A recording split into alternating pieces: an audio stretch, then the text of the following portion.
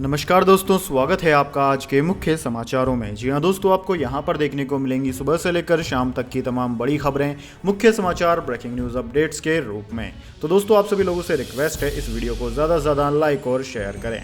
तो चलिए दोस्तों, जान लेते हैं आज की पहली बड़ी खबर। हिजाब पर सुप्रीम कोर्ट में 8वें दिन सुनवाई।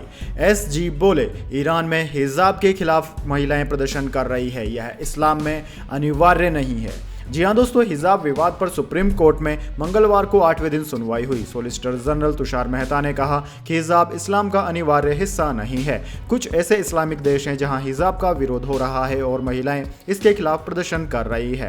कोर्ट ने पूछा किस देश में? इस पर एसजी बोले, ईरान में। इससे साबित होता है कि हिजाब पहनना इस्लाम में जरूरी नहीं है। इसके बाद कोर्ट ने सुनवाई बुधवार तक के लिए स्थगित कर दी है। दोस्तों, ईरान में सिर पर सिर न ढकने के आरोप में पुलिस ने 22 साल की महसा अमीन को कस्टडी में ले लिया था। महसा कुर्द मूल की थी। हिरासत में ही वे कोमा में चली गई और 16 सितंबर को उनकी मौत हो गई। इसके बाद से ईरान में महिलाओं का गुस्सा भड़क गया और वह सड़कों पर प्रदर्शन कर रही है। इसके बाद दोस्तों, अगली बड़ी खबर। चंडीगढ़ यूनिवर्सिटी एमएमएस कांड, आरोपी लड़की के 12 आपत्तिजनक फुटेज मिले। इन्हीं से ब्लैकमेल करके उससे बाकी लड़कियों के वीडियो मंगवाए गए थे। जी हां दोस्तों, पंजाब के चंडीगढ़ यूनिवर्सिटी वीडियो लीक मामले में आरोपी छात्रा के मोबाइल से 12 और वीडियो मिले हैं। ये वीडियो उसके ही निकले। इन्हीं वीडियो के आधार पर उसे ब्लैकमेल किया जा रहा था, जिनमें उनसे यूनिवर्सिटी में पढ़ने वाली दूसरी छात्राओं के नहाते हुए वीडियो मंगवाए गए। इस मामले में पुलिस आरोपी छात्र, उसके शिमला के बॉयफ्रेंड सनी मेहता और दोस्त रंजक वर्मा को गिरफ्तार कर चुकी है। इनके मोबाइल और आरोपी छात्रा का लैपटॉप भी जब्त कर फोरेंसिक जांच के लिए भेज दिया गया है। साथ ही इन्हें 7 दिन के पुलिस रिमांड पर भी भेजा गया है। यह भी खुलासा हुआ है कि ब्लैकमेलर्स के मोबाइल से दिल्ली, मुंबई और गुजरात में लगातार कॉलिंग हुई, जिनसे इनके किसी बड़े नेटवर्क से जुड़े होने का शक है। पुलिस की पूछताछ में पता चला है कि आरोपी छात्रा ने अपने यही वीडियो बॉयफ्रेंड सनी मेहता को भेजे। सनी ने इसके बारे में रंजक को बताया, जिसमें मोहित नाम के एक और आरोपी का नाम उजागर हुआ है। दोस्तों, आरोपी छात्रा की गिरफ्तारी के तुरंत बाद भी उसके मोबाइल से उसी का एक अश्लील वीडियो मिला था। पुलिस पूछताछ में पता चला है कि आरोपी छात्रा ने सनी मेहता के प्यार में पड़कर उसे अश्लील वीडियो भेज दिए थे, जिसके बाद सनी मेहता और उसके दोस्त मिलकर उससे ब्लैकमेल करने लगे और अन्य छात्राओं के वीडियोस भी मंगवाने लगे। इसके बाद दोस्तों, अगली बड़ी खबर। राजस्थान, लंपी पर बीजेपी का हल्ला बोल, विधानसभा घेरने जा रहे पार्टी कार्यकर्ता पुलिस से भिड़े। जी हां दोस्तों, राज्य में लंपी वायरस से मवेशियों की मौत के विरोध में भारतीय जनता पार्टी के कार्यकर्ताओं ने जयपुर में विरोध प्रदर्शन किया। लंपी, बेरोजगारी और दूसरे मुद्दों को लेकर विधानसभा घेरने जा रहे पार्टी कार्यकर्ता पुलिस से भिड़ गए। जयपुर के सहकार मार्ग पर कार्यकर्ताओं ने पुलिस की बैरिकेडिंग भी तोड़ दी। इसी बीच बैरिकेडिंग पर चढ़े बीजेपी प्रदेश अध्यक्ष सतीश पूनिया को पुलिस वालों ने धक्का मार दिया, जिससे वे नीचे गिर गए। कार्यकर्ताओं को आगे बढ़ने से रोकने के लिए भारी संख्या में पुलिस बल तैनात किया गया था। दोस्तों, आपकी जानकारी के लिए बता दें, बीजेपी लंपी वायरस का मुद्दा उठाकर राजस्थान की कांग्रेस सरकार को घेर रही है। इस विरोध प्रदर्शन की तैयारी सोमवार को ही कर ली गई थी। सोमवार को बीजेपी ने एक बैठक की थी, जिसमें तय किया गया था कि जयपुर सहित आसपास के कार्यकर्ताओं के साथ पार्टी नेता विधानसभा की तरफ कूच करेंगे। इसके साथ ही सदन के बाहर के साथ साथ पार्टी विधायक सदन के अंदर भी लंपी और अन्य मुद्दों को लेकर सरकार को घेरने की कोशिश करेंगे। इसके बाद दोस्तों, अगली बड़ी खबर। चंडीगढ़ के बाद आईआईटी बॉम्बे में एमएमएस कांड, लड़की का आरोप, कैंटीन कर्मचारी ने बाथरूम की खिड़की से रिकॉर्ड किया वीडियो, आरोपी हुआ गिरफ्तार। जी हां दोस्तों, चंडीगढ़ यूनिवर्सिटी के बाद आईआईटी बॉम्बे में छात्रा का अश्लील वीडियो बनाने का मामला सामने आया है। भारतीय प्रौद्योगिक संस्थान बॉम्बे यानी कि आईआईटी बॉम्बे की एक छात्रा ने पवई पुलिस में शिकायत दर्ज कराई। छात्रा का आरोप है कि एक कैंटीन कर्मचारी ने रविवार रात हॉस्टल 10H10 के बाथरूम की खिड़की से उसका एक वीडियो रिकॉर्ड किया था। घटना रविवार रात की है। पुलिस ने एफआईआर दर्ज करने के बाद 22 साल के आरोपी को अरेस्ट कर लिया है। दोस्तों, आरोपी के मोबाइल से अभी तक कोई भी वीडियो नहीं मिला है। उसे बुधवार को कोर्ट में पेश किया जाएगा। आईआईटी मैनेजमेंट ने कहा है कि आरोपी ने बाथरूम तक पहुंचने के लिए जिस पाइप का इस्तेमाल किया था उसे बंद कर दिया गया है। आईआईटी बॉम्बे अपने छात्रों के साथ खड़ा है। हम अपने छात्रों की सुरक्षा के लिए सभी कदम उठाएंगे। इसके बाद दोस्तों, अगली बड़ी खबर। पूर्व एमएलए ने दी संसद भवन उड़ाने की धमकी, सिक्योरिटी जर जर्नल को भेजा विस्फोटक। दिल्ली पुलिस ने भोपाल से पकड़ा नक्सलियों से संबंध के आरोप। जी हां दोस्तों, मध्य प्रदेश के पूर्व विधायक किशोर समीर रते को नए संसद भवन सेंट्रल विस्टा को बम से उड़ाने की धमकी देने के आरोप में दिल्ली पुलिस की क्राइम ब्रांच ने गिरफ्तार कर लिया है। दोस्तों, समर रीति ने लोकसभा राज्यसभा के सिक्योरिटी जनरल को एक बैग में धमकी भरे पत्र के साथ जिलेटिन रोड विस्फोटक भेजकर संसद भवन उड़ाने की धमकी दी थी। दिल्ली क्राइम ब्रांच के डीजीपी अमित गोयल ने बताया कि समर रीति को सोमवार को भोपाल के कोलार में आर्चर पैलेस से गिरफ्तार कर लिया गया। आरोपी ने सुप्रीम कोर्ट और लोकसभा अध्यक्ष को भी धमकी भरे पत्र भेजे थे। समृते बालाघाट की लांजी विधानसभा के विधायक रह चुके हैं। उन पर नक्सलियों से सांठगांठ के भी आरोप लग चुके हैं। इसके बाद दोस्तों अगली बड़ी खबर, सिद्धू मूसेवाला की मौत का बदला लेने के लिए संदीप बिश्नोई का मर्डर, बम्बिया गैंग ने किया दावा। जी हां दोस्तों, राजस्थान के नागौर में एक अदालत के बाहर सेठी गिरोह के सदस्य संदीप बिश्नोई उर्फ सेठी की हत्या कर दी गई। काली स्कॉर्पियो में सवार हमलावरों ने उस वक्त गैंगस्टर संदीप पर गोलीबारी की जब वह सुनवाई के लिए नागौर कोर्ट जा रहा था। इस हमले में गोली लगने से मौके पर ही उसकी मौत हो गई। यह गैंगवार ऐसे वक्त पर सामने आई है जब एनआईए ऐसे कुख्यात गैंगस्टर पर शिकंजा कस रही है। दोस्तों, दिल्ली पुलिस के स्पेशल सेल ने बिश्नोई और बम्बिया गैंग के खिलाफ यूपीए की संबंधित धाराओं के तहत 2 प्राथमिकी दर्ज की थी। एनआईए ने उन दोनों मामलों में संज्ञान लिया है। हमले में मारा गया गैंगस्टर संदीप बिश्नोई सेठी गैंग का गुर्गा था। इसके बाद दोस्तों अगली बड़ी खबर, बंगाल में सीबीआई ईडी के पीछे मोदी नहीं, सीएम ममता ही बताएगी इसका राजनीतिक महत्व। टीएमसी ने सवालों से झाड़ा पल्ला। जी हां दोस्तों, पश्चिम बंगाल की मुख्यमंत्री ममता बनर्जी ने हाल ही में एक ऐसा बयान दिया था जिसको लेकर सभी राजनीतिक पंडितों को हैरानी हुई। दरअसल दोस्तों, ममता ने कहा था कि उन्हें नहीं लगता कि केंद्रीय जांच एजेंसियों की ज्यादतियों के पीछे प्रधानमंत्री नरेंद्र मोदी का हाथ है। मोदी सरकार की घोर आलोचकों में से एक ममता बनर्जी ने इसका ठीकरा बीजेपी नेताओं पर डाल दिया था। अब इस मामले पर टीएमसी के एक और नेता का बयान आया है। टीएमसी सांसद सौगत राय ने कहा कि पश्चिम बंगाल विधानसभा में एक प्रस्ताव पारित किया गया है कि राज्य में सीबीआई और ईडी का दुरुपयोग किया जा रहा है। उनसे जब सीएम ममता बनर्जी के बयान के बारे में पूछा गया तो उन्होंने कहा कि उन्हें लगता है कि सीबीआई ईडी की कार्यवाही पीएम के निर्देश में नहीं बल्कि बीजेपी के अन्य लोगों द्वारा उकसावे में की जा रही है। केवल वही बता सकती हैं कि इसका राजनीतिक महत्व क्या है। इसके बाद दोस्तों अगली बड़ी खबर, शशि थरूर को गढ़ में नहीं मिल रहा सपोर्ट, केरल कांग्रेस के नेता बोले राहुल गांधी बने पार्टी अध्यक्ष। जी हां दोस्तों, कांग्रेस के अध्यक्ष पद का चुनाव रोचक होता जा रहा है। एक तरफ कांग्रेस सांसद शशि थरूर चुनाव में खड़े होने का पूरा मन बना चुके हैं, वहीं दूसरी तरफ उनके केरल राज्य से ही उन्हें सपोर्ट मिलता नहीं दिख रहा है। दरअसल दोस्तों, केरल कांग्रेस के लोग राहुल गांधी को दोबारा अध्यक्ष बनता देखना चाहते हैं। शशि थरूर के लिए यह किसी झटके से कम नहीं होगा। वैसे केरल से पहले 7 राज्यों की कांग्रेस कमेटियों ने भी राहुल को अध्यक्ष बनाने का प्रस्ताव दिया है। हालांकि दोस्तों, अब तक राहुल की उम्मीदवारी को लेकर कुछ साफ नहीं हो पाया है। शशि थरूर की बात करें तो सोमवार को उन्होंने सोनिया गांधी से मिलकर अध्यक्ष पद का चुनाव लड़ने की इच्छा जता दी है। इसके बाद दोस्तों अगली बड़ी खबर, ईरान में हिजाब के खिलाफ सड़क पर महिलाएं, पुलिस की फायरिंग और गिरफ्तारी के बावजूद प्रदर्शन, कहा हिजाब की वजह से क्यों मारी जाएं। जी हां दोस्तों, ईरान में मोरल पुलिसिंग का विरोध कर रहे प्रदर्शनकारियों पर पुलिस की फायरिंग से 5 लोगों की मौत हो गई, 80 से ज्यादा घायल हैं। ये प्रदर्शन देश के पश्चिमी हिस्से में शुरू हुए थे। इस इलाके को खुर्दिस्तान कहा जाता है। यहाँ के लोग कई साल से अलग देश की मांग भी कर रहे हैं। दोस्तों, सिर न ढकने के आरोप में पुलिस ने 22 साल की महसा अमीनी को कस्टडी में लिया था। महसा खुर्द मूल की थी। हिरासत में वे कोमा में चली गई और 16 सितंबर को उनकी मौत हो गई। इसके बाद महिलाओं का गुस्सा भड़क गया। खुर्दिस्तान के शहरों के बाद राजधानी तेहरान में भी प्रदर्शन हुए। महिलाओं की मांग है कि हिजाब को अनिवार्य की जगह वैकल्पिक किया जाए। उनका कहना है कि हिजाब की वजह से वे क्यों मारी जाए। दोस्तों, अयातुल्लाह खामनेई ईरान के सर्वोच्च धार्मिक नेता हैं। देश में लोकतांत्रिक व्यवस्था होने के बावजूद सभी अहम फैसले वही लेते हैं। प्रदर्शनकारी उनके खिलाफ भी नारेबाजी कर रहे हैं। इसी के बाद पुलिस ने फायरिंग की। सिर्फ खुर्दिस्तान ही नहीं, राजधानी तेहरान और देश के कई शहरों में खोमनेई के खिलाफ प्रदर्शन हो रहे हैं। महिलाओं के साथ पुरुष भी बड़ी तादाद में नजर आ रहे हैं। इसके बाद दोस्तों अगली बड़ी खबर, युगांडा में इबोला वायरस का प्रकोप, 1 की मौत, सरकार ने जारी किया अलर्ट। जी हां दोस्तों, युगांडा में जानलेवा इबोला वायरस का खतरा काफी बढ़ गया है। इबोला वायरस तेजी से फैल रहा है। इबोला से एक मरीज की मौत की पुष्टि भी हुई है। दोस्तों, स्वास्थ्य मंत्रालय के स्थानीय अधिकारियों के मुताबिक एक व्यक्ति में इबोला का लक्षण देखने के बाद उसे अस्पताल में भर्ती कराया गया था, लेकिन मरीज ने सोमवार को दम तोड़ दिया। ये मामला मुंबेडे क्षेत्र रेफरल अस्पताल का है, जहां मरीज को भर्ती कराया गया था। दोस्तों, मृतक मरीज मुंबेडे जिले के मधुब सब काउंटी के नागापानो गांव का निवासी था। वायरस के लक्षण पाए जाने के बाद उसे अस्पताल में भर्ती कराया गया, जहां उसने दम तोड़ दिया। हालांकि दोस्तों, युगांडा को इस प्रकृति के प्रकोप को और महामारियों से निपटने का बड़ा अनुभव है। युगांडा के स्वास्थ्य मंत्रालय के मुताबिक मुबेडे जिले में निगरानी और सामुदायिक जागरूकता बढ़ाने के लिए टीमों को भेजा गया है। इसके बाद दोस्तों, अगली बड़ी खबर, उद्धव ठाकरे गुट का बड़ा ऐलान, दशहरा रैली शिवाजी पार्क में ही करेंगे, चाहे मंजूरी मिले या नहीं।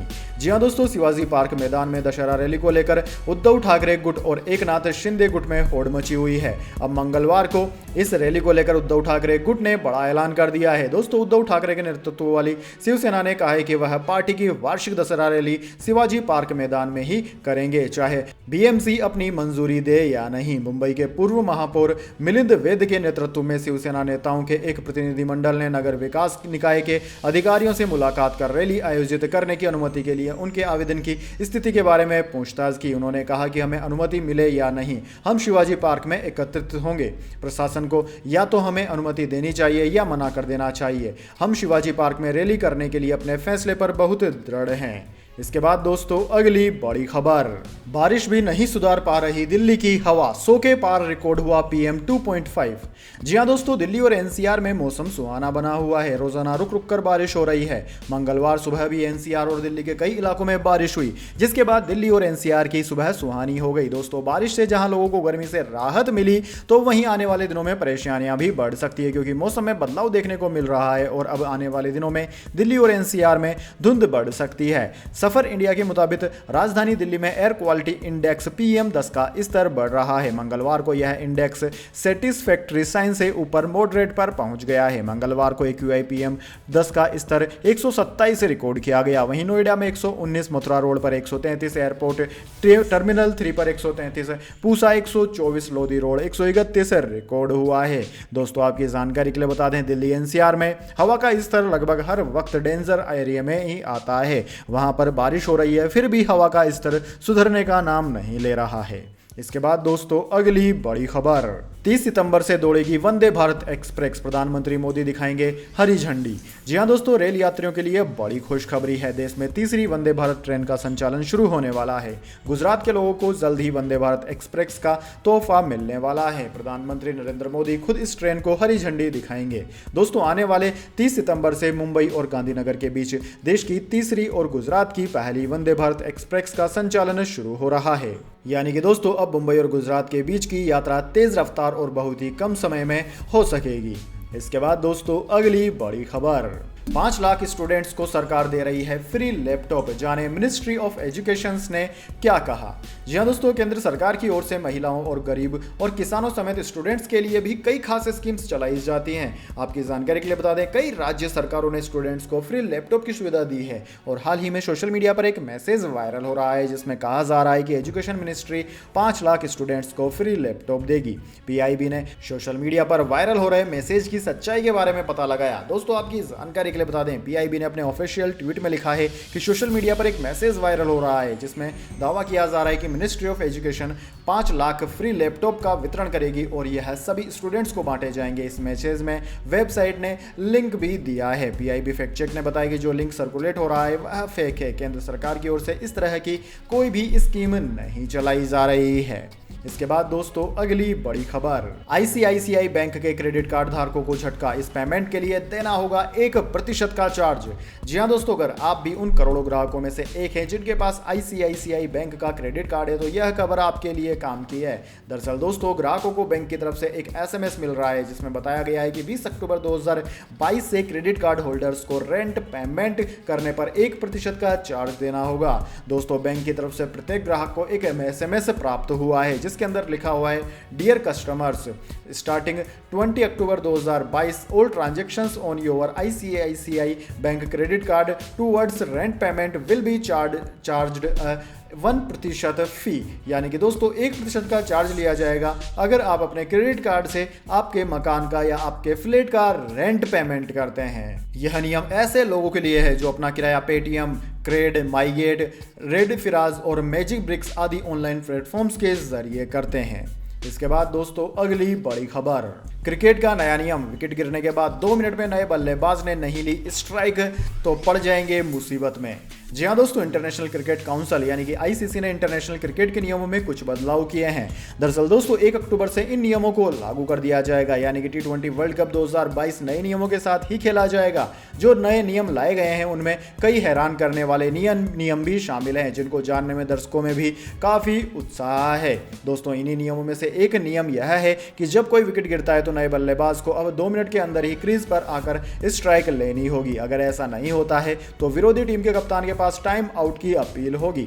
आईसीसी का ये नया नियम कहता है कि टेस्ट और वनडे में जो भी नया बल्लेबाज क्रीज पर आ रहा है उसे 2 मिनट के अंदर स्ट्राइक लेने के लिए तैयार होना होगा, जबकि टी20 क्रिकेट में यह वक्त सिर्फ 90 सेकंड का रहेगा। इससे पहले यह वक्त वनडे और टेस्ट में 3 मिनट का था। अगर बल्लेबाज ऐसा नहीं कर पाते हैं तो फील्डिंग कप्तान टाइम आउट की अपील कर सकता है। इसके बाद दोस्तों अगली बड़ी खबर, बढ़त के साथ बंद हुआ शेयर बाजार। सेंसेक्स 578 अंक चढ़कर 59,719 पर बंद हुआ। निफ्टी 194 अंक चढ़ा। अपोलो हॉस्पिटल और सिप्ला टॉप गेनर रहे। जी हाँ दोस्तों, भारतीय शेयर बाजार में दूसरे कारोबारी दिन यानी कि मंगलवार को तेजी देखने को मिली। सेंसेक्स 578 अंक की तेजी के साथ 59,719 के स्तर पर बंद हुआ। निफ्टी 194 अंक चढ़कर 17,816 के स्तर पर बंद हुआ। दोस्तों सेंसेक्स के 30 शेयरों में से 26 शेयर्स में तेजी रही, वहीं सिर्फ 4 शेयरों में गिरावट देखने को मिली। निफ्टी के अपोलो हॉस्पिटल, सिप्ला, सन फार्मा, आइशर मोटर्स और डॉक्टर रेड्डी समेत 42 शेयरों में तेजी रही। वहीं दोस्तों Shri cement, Grasim, Nestle India और पावर ग्रिड टॉप लूजर रहे। इसके बाद दोस्तों जाने अगली बड़ी खबर, लेकिन उससे पहले मेरी आपसे एक छोटी सी रिक्वेस्ट है। अगर दोस्तों आपको अभी तक हमारी न्यूज़ पसंद आई तो इसे एक छोटा सा लाइक जरूर दे दीजिए, और अगर आपको पसंद नहीं आई है तो बेशक आप डिसलाइक भी कर सकते हैं, लेकिन दोस्तों लाइक और डिसलाइक जरूर कीजिए, क्योंकि दोस्तों यही हमारी मेहनत का फल होता है और इसी से हमें पता चलता है कि आपको हमारी वीडियोस पसंद आ रही है या नहीं। तो चलिए दोस्तों जान लेते हैं अगली बड़ी खबर।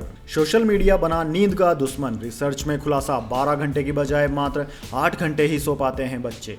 जी हाँ दोस्तों, अच्छी सेहत का राज होता है एक अच्छी नींद, लेकिन आज के वक्त में जिस तरह से लोगों की जिंदगी हो गई है, एक अच्छी नींद पूरी करना बहुत मुश्किल साबित हो चुका है, चाहे वो किसी भी उम्र का इंसान हो। आजकल सोशल मीडिया के बहुत अधिक इस्तेमाल की वजह से बच्चे लगभग एक पूरी रात की नींद खोते जा रहे हैं। डी मॉन्टफोर्ट यूनिवर्सिटी के डॉक्टर जॉन शो के नेतृत्व में लिसेस्टर के स्कूलों में किए गए एक अध्ययन में बच्चों की नींद को लेकर बड़ा खुलासा हुआ। आमतौर पर बच्चे 12 घंटे की बजाय मात्र 8 घंटे की ही नींद ले पा रहे हैं। नींद में आई कमी की मुख्य वजह मोबाइल फोन बताई गई है। दोस्तों यह अध्ययन 10 साल के 60 स्कूली छात्रों पर किया गया, जिसमें से ज्यादातर के पास सोशल मीडिया की सुविधा मौजूद थी। इनमें से 69% बच्चों ने कहा कि वो 4 घंटे रोजाना मोबाइल फोन का प्रयोग करते हैं और सोशल मीडिया पर सक्रिय रहते हैं, जिनमें से लगभग 79% के पास खुद का स्मार्टफोन होने की बात मानी। लगभग 55% बच्चे टैबलेट का उपयोग करते हैं और 23% बच्चे लैपटॉप का इस्तेमाल करते हैं, और इन सब चीजों का असर उनकी नींद पर पड़ रहा है। एक बच्चे को शुरुआत में 12 घंटे की नींद चाहिए होती है स्वस्थ दिमाग और स्वस्थ शरीर के लिए, लेकिन अब के बच्चे केवल 8 घंटे की ही नींद ले पा रहे हैं। इसके बाद दोस्तों अगली बड़ी खबर, 2023 में आ सकता है ओयो का आईपीओ। सेबी के पास नए डॉक्यूमेंट दाखिल किए, कंपनी की सेल्स बढ़ी और घाटा कम हुआ। जी हां दोस्तों, ओयो होटल्स का आईपीओ 2023 की शुरुआत में आ सकता है। होटल बुकिंग कंपनी ने सोमवार को सेबी के पास नए फाइनेंशियल डॉक्यूमेंट दाखिल किए हैं। दोस्तों ओयो के नवंबर 2021 में आईपीओ डॉक्यूमेंट दाखिल किए थे, लेकिन कोरोना महामारी ने कंपनी को नुकसान पहुंचाया और उसे हजारों नौकरियों में कटौती करनी पड़ी, जिसके बाद इस साल की शुरुआत में आईपीओ लिस्टिंग की योजना को ठंडे बस्ते में डाल दिया गया। अब दोस्तों ओयो की तरफ से सोमवार को फाइल किए गए अडेंटम से पता चलता है कि फाइनेंशियल ईयर 2023 के पहले क्वार्टर यानी कि अप्रैल, मई और जून में कंपनी की सेल बढ़ी और घाटा कम हुआ है। ओयो का पहली तिमाही में रेवेन्यू 1460 करोड़ रुपए रहा। फर्म ने क्वार्टर 1 फाइनेंशियल ईयर 2023 में प्रति होटल ग्रॉस बुकिंग वैल्यू में 47% की बढ़ोतरी दर्ज की है। इसके बाद दोस्तों अगली बड़ी खबर, टाटा भी इस मामले में अडानी से पीछे। अडानी समूह की संपत्ति में हर महीने हुआ 64,000 करोड़ रुपए का इजाफा। जी हां दोस्तों, अडानी समूह ने अपने ग्रुप कंपनियों के शेयरों में तेजी की बदौलत मार्केट कैप के लिहाज से देश के सबसे पुराने औद्योगिक समूह टाटा ग्रुप को भी पीछे छोड़ दिया है। अंबुजा सीमेंट और एसईसी के अधिग्रहण के बाद गौतम अडानी की अब 9 कंपनियां स्टॉक एक्सचेंज पर लिस्टेड है और इन 9 कंपनियों का मार्केट कैप 23.24 लाख करोड़ रुपए पर जा पहुंचा है, जबकि टाटा समूह समूह की ग्रुप कंपनियों का मार्केट कैप 20.84 लाख करोड़ रुपए है। दोस्तों 2019 के आखिर में अडानी समूह की सभी लिस्टेड कंपनियों का मार्केट कैप केवल 2 लाख करोड़ रुपए था। बीते 3 साल से भी कम समय में अडानी समूह ने अपने शेयरधारकों के लिए 21.24 लाख करोड़ रुपए की संपत्ति अर्जित की। अडानी समूह ने बीते 33 महीनों में हर महीने औसत 64,000 करोड़ रुपए की संपत्ति शेयरधारकों के लिए बनाई है। तो दोस्तों यह थी आज की तमाम बड़ी खबरें। इसके बाद दोस्तों बारी आती है आज के माइंड क्यूज क्वेश्चन की। जी हाँ दोस्तों, एक आसान से सवाल का जवाब देकर आप जीत सकते हैं एक अमेजिंग सरप्राइज गिफ्ट हमारे यूट्यूब चैनल की ओर से। तो दोस्तों आज का सवाल आपकी स्क्रीन पर आ चुका है। भारत में प्रथम लोकसभा के चुनाव कौन से ईयर में आयोजित करवाए गए थे? जी हाँ दोस्तों, अगर आप जानते हैं कि भारत में पहली बार लोकसभा के चुनाव कौन से साल में आयोजित करवाए गए थे, तो जल्दी से उस वर्ष का नाम कमेंट उसमें लिख दीजिए। अगर दोस्तों आपका जवाब होता है एकदम सही और आप चुन जाते हैं लकी विजेता के रूप में, तो आपको मिल सकता है एक अमेजिंग सरप्राइज गिफ्ट हमारे यूट्यूब चैनल की ओर से। तो दोस्तों जल्दी से अपना उत्तर कमेंट बॉक्स में लिख दीजिए, वीडियो को लाइक कर लीजिए और चैनल को सब्सक्राइब करके बेल आइकन भी दबा लीजिए। धन्यवाद। वंदे मातरम। जय हिंद, जय भारत।